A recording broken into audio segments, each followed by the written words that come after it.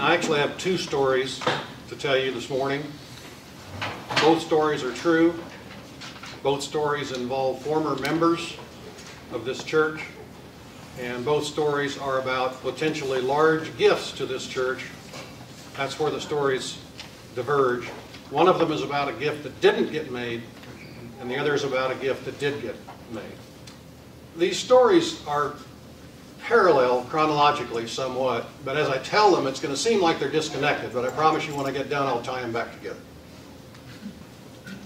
Stories begin in 1979, 40 years ago, when N.B. Nate Butcher was serving as a trustee here at First. At that time, I happened to be representing him on his legal matters, so I was acquainted with him in that regard. Fast forward the tape to 1991, when Shirley Drawbaugh was serving as an elder of this church.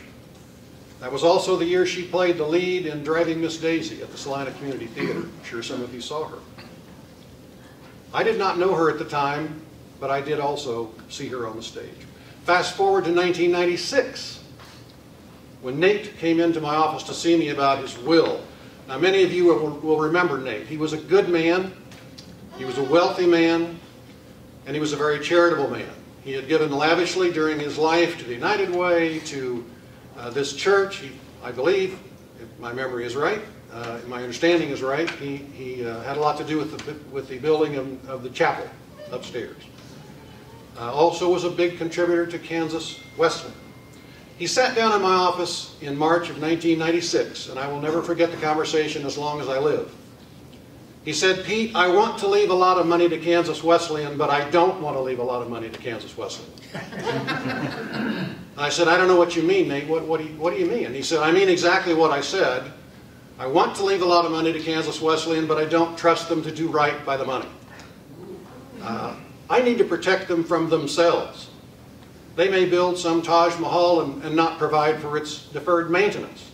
What are my options?" I said, "Well, you won't leave it direct, Nate, so one option might be to create your own private charity, your own private foundation." Well, that involved a lot of legal cost and hassle, and he joked that he'd already paid our firm enough in legal fees over the years. He wasn't interested in that. He said, "What are my other options?" And I said, "Well, Nate, you're in luck. Kansas Wesleyan has its own separate endowment arm, its own separate foundation internally, just like we have here. And you can leave your money to the Kansas Wesleyan Foundation, and they will invest it and use it for the benefit of the college." And he got an expression on his face that was almost fierce. He said, "I wouldn't do that on a bet." I said, "Why not?" He said, "Because I have the perception that the foundation arm is the puppet of the college.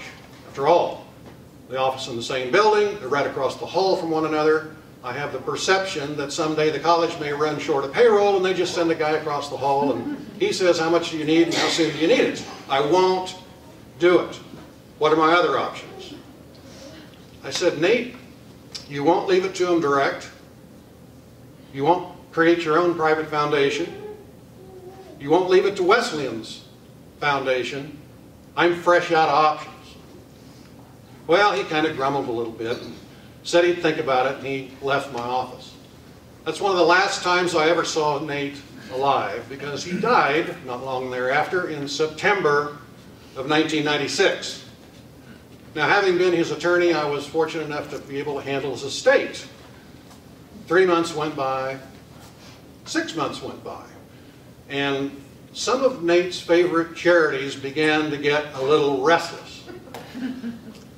Now, no one was rude about it, but I would be taken aside here or there, and someone would say to me, "Gee, Nate was so good to us during his life. We sure hope he remembered us in his will." Well, I'm here to tell you that Nate Butcher left one whale of a lot of money to charity, just not to any of them. Because you see, 9 months after his death, we sent a check for $3 million to the United States government in payment of federal estate taxes. Now you may say, wait a minute, Pete, you said he left a lot of money to charity. That money didn't go to charity, that went for taxes. That's not charity. Really? I happen to believe the United States government is the single biggest charity in the world, at least in a social service sense. Can you imagine what a $3 million endowment would have done back in 1996 for this church or for the Salina Community Theater? Nate Butcher's death had a galvanizing effect on me personally because I felt I had failed him. I felt our community had failed him.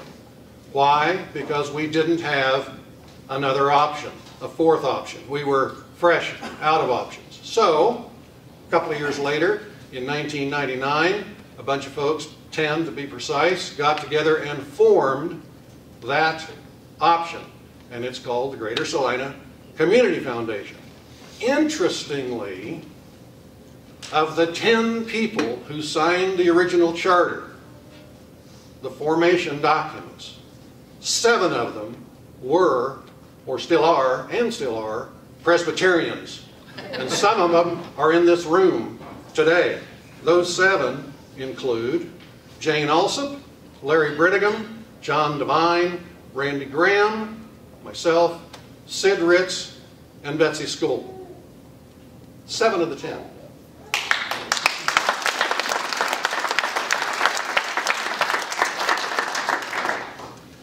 I'm not done. Before I go on, a special shout out to Sid Ritz. That's Todd Davidson's, who's here today, law partner. No one has done more to promote the effort and success of the Community Foundation than Sid Ritz. But there were 3 other people early on who played huge roles in the success.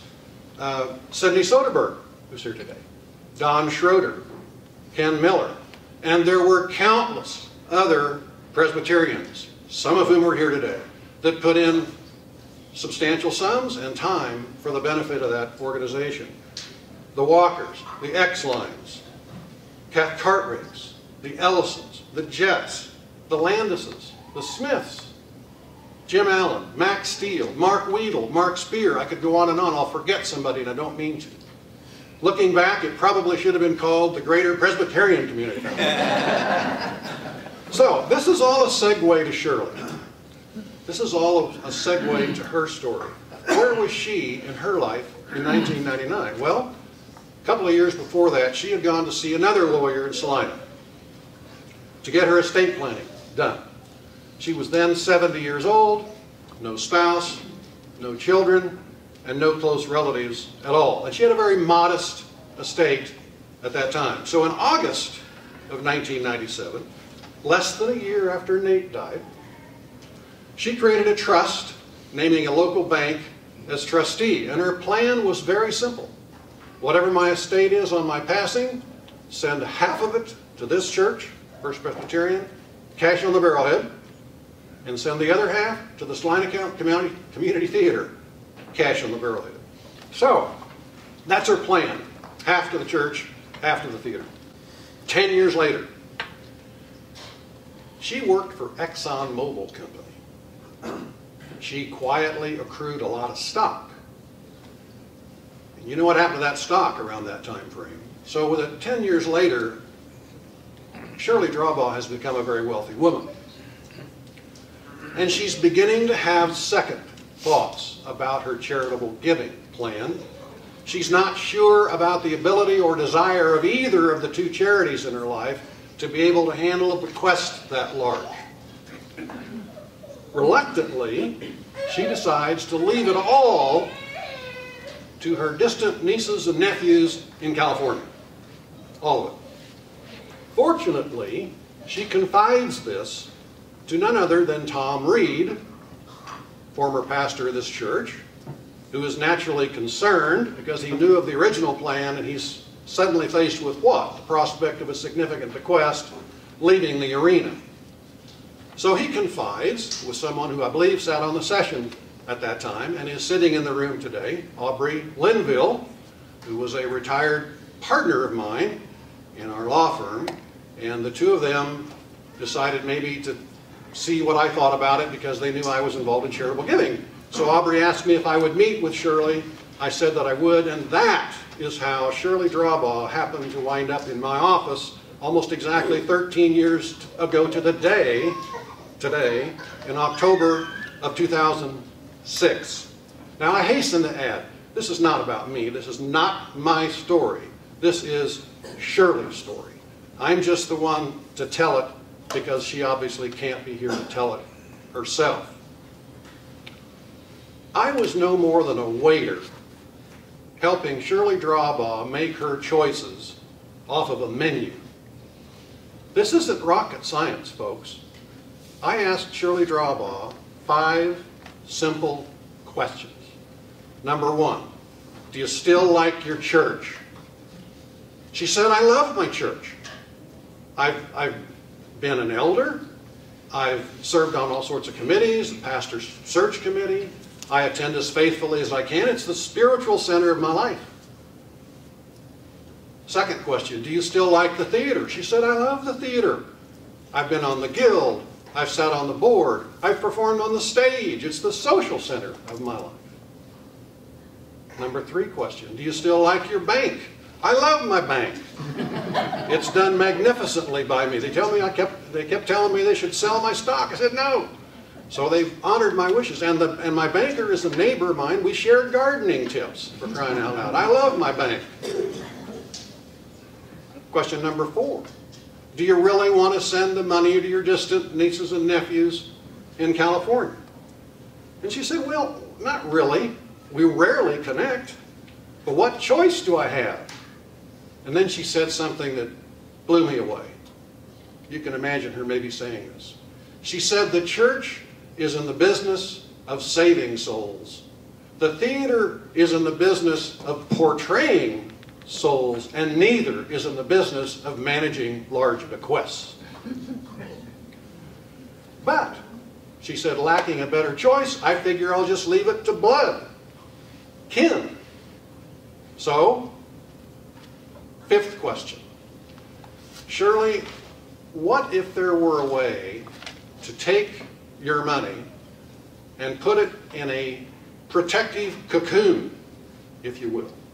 An independent screen standing between you and your money, kind of a holding tank that would spin out endowment streams, ongoing payments on a recurring annual basis to the church and to the theater.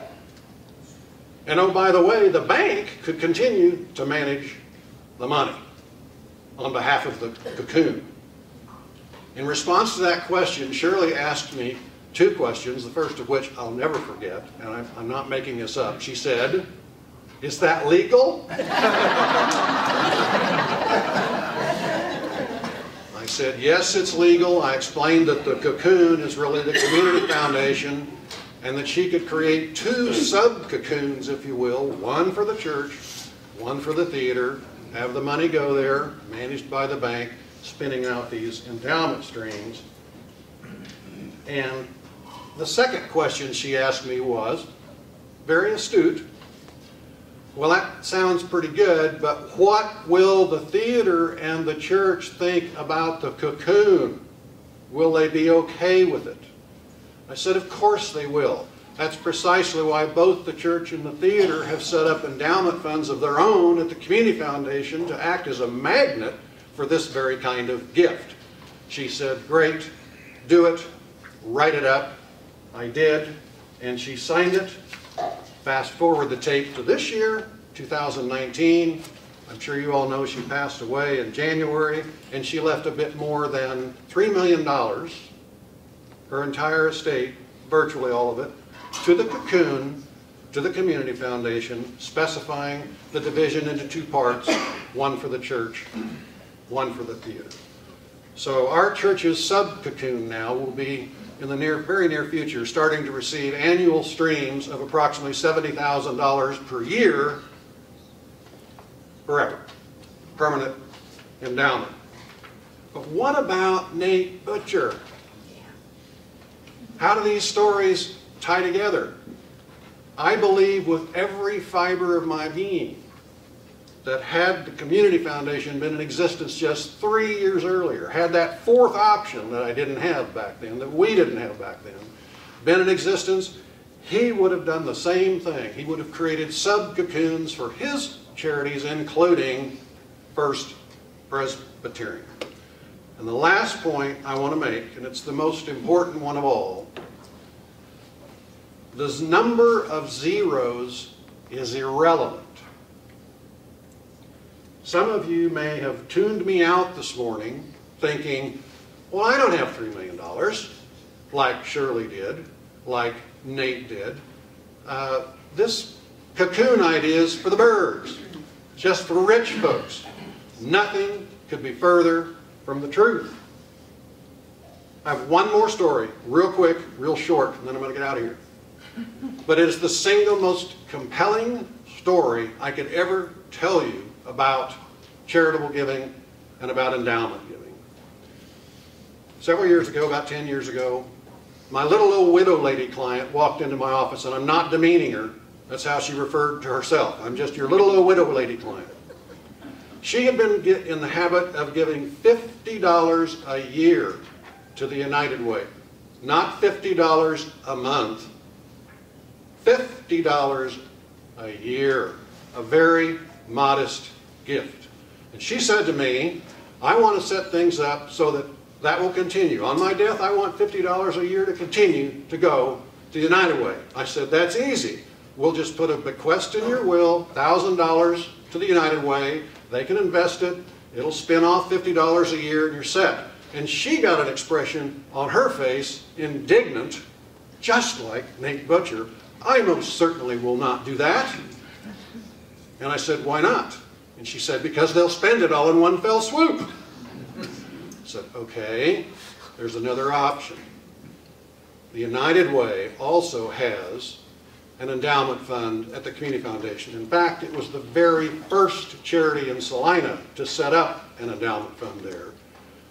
And I told her about that the $1,000 could go there, spin out $50 a year. The United Way couldn't get at the principal. She said, I like it, do it, write it up, just like Shirley did. I did, and of course a couple of years later, as we all tend to do, she passed away, and to this day, there's $1,000 sitting in the United Way's endowment fund, spinning out that stream forever. The number of zeros is irrelevant. Thank you.